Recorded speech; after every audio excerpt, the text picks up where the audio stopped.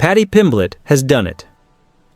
Against all odds, against all criticism, he's proven himself a legitimate contender in the UFC's most talent-stacked division. He's no longer just a colorful character or a cage warrior champ with an exciting personality. He's now among the elite of the UFC lightweight division. And let's be honest, a lot of us never thought we'd say that. When Paddy edged past Jared Gordon in that controversial fight, one that many, including myself, thought he lost, it was hard to imagine this guy ever cracking the top 10.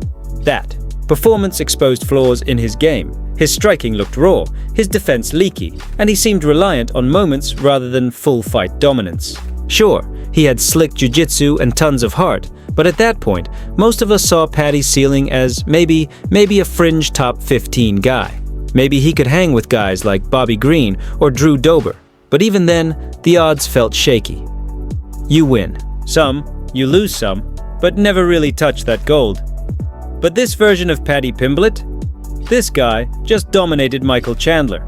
And not just with his grappling, where we always knew he was strong, but with his wrestling, his physicality, his composure under fire, and even in his striking.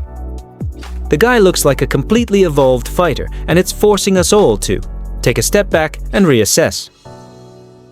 We always knew Paddy was dangerous on the ground. His Brazilian jiu-jitsu was never in question.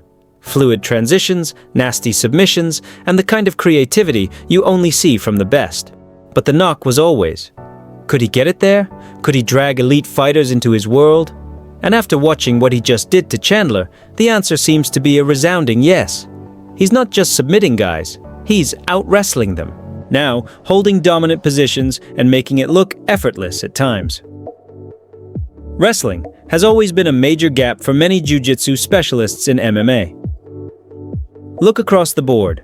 How many BJJ fighters have we seen get stifled because they couldn't control where the fight took place? Brian Ortega, for example, only recently started integrating strong wrestling into his game, but it came late, after he'd already taken some big losses. Paddy, on the other hand, seems to be getting ahead of that curve.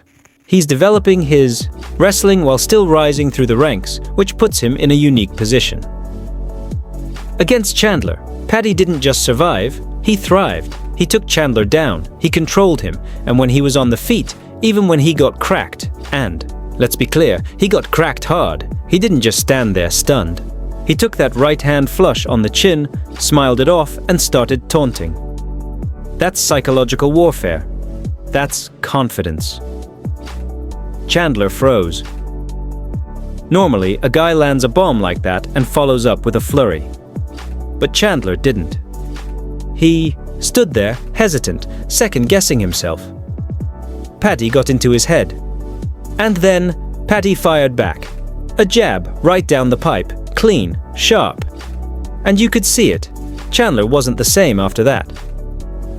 Paddy had flipped the momentum of the fight, not just physically, but mentally. That moment, when Chandler landed the perfect punch and Paddy just smiled, it felt like a turning point, a passing of the torch, almost, and that's the scary part. Paddy's still improving. He's still not a polished striker like Dustin Poirier or Islam Makhachev, but the progress is there. His distance control has gotten better. His timing is sharper. He's using his kicks more intelligently to control range. That flying knee he threw as Chandler was advancing? Beautiful. And the way he followed it with a hook? That's high level combination work, especially against someone as explosive as Chandler. Physically, Paddy is a monster for the weight class. He made Chandler, who's a brick of a human being, look small. Chandler walks around at nearly 190 pounds, and Paddy dwarfed him. That size, when paired with improved grappling and wrestling, is going to be a nightmare for almost anyone in the top 10.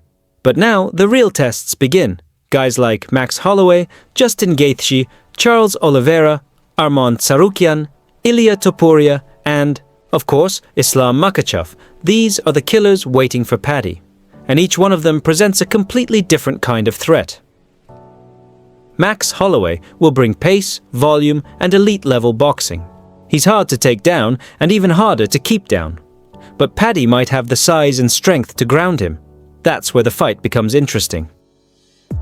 On the feet, Paddy shouldn't hang too long with Max, but if he can time a takedown, get top position, he has the tools to threaten. Justin Gaethje. Now that's a fight fans would go crazy for. Gaethje is wild, powerful, but hittable, and if Paddy gets him to the mat, that could be a wrap. Gaethje's submission defense isn't his strong suit. If it hits the ground, Paddy's got a real path to victory there. Charles Oliveira. Now, that's a chess match. Two elite grapplers, both with knockout power. Charles is more seasoned, more polished, but he's also been in a lot of wars. If Paddy can push the pace and make it chaotic, it could get interesting. I still think Charles edges it with his striking and overall experience, but don't count. Paddy out. Then there's Ilia Topuria. Ilia's compact, explosive, and dangerous everywhere. But against someone bigger like Paddy, those kicks could be neutralized. Paddy would have to fight smart, use his reach, and avoid getting into prolonged exchanges.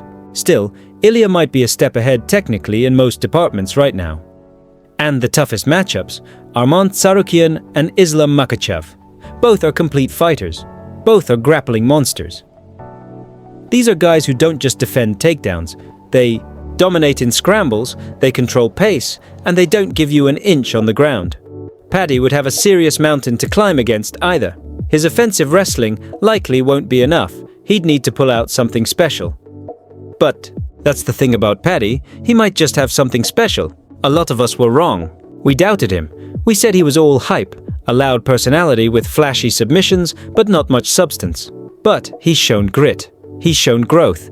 He's shown that he's not content being a mid-tier attraction. He wants to be champion. And if that wrestling performance against Chandler is any indication of where he's headed, then he's not far off. There was a moment in that fight that sealed it for me, when Chandler was on his back, trying everything to get up, and Paddy just stuck. To him like glue. That control, that pressure, that's what wins fights at the highest level. That's what separates contenders from pretenders. So now the question is, who's next? Justin Gaethje would be a banger. Charles Oliveira would be high stakes, high skill chaos. Dan Hooker would be a solid step, but maybe not quite enough to test the new Paddy. Islam and Arman should be fighting each other or defending their positions near the top. Ilia? Maybe a little later. But whoever it is, we're watching a fighter come into his prime. We're seeing the raw potential of Paddy Pimblett finally matched by skill, discipline, and fight IQ. He's for real. And it's time we all started believing. Let me know who you guys think Paddy should face next. Are we talking Gaethje, Charles, or maybe even a surprise name? Drop your picks in the comments and don't forget to like, subscribe, and hit that bell so you don't miss the next deep dive, only here on Knock On.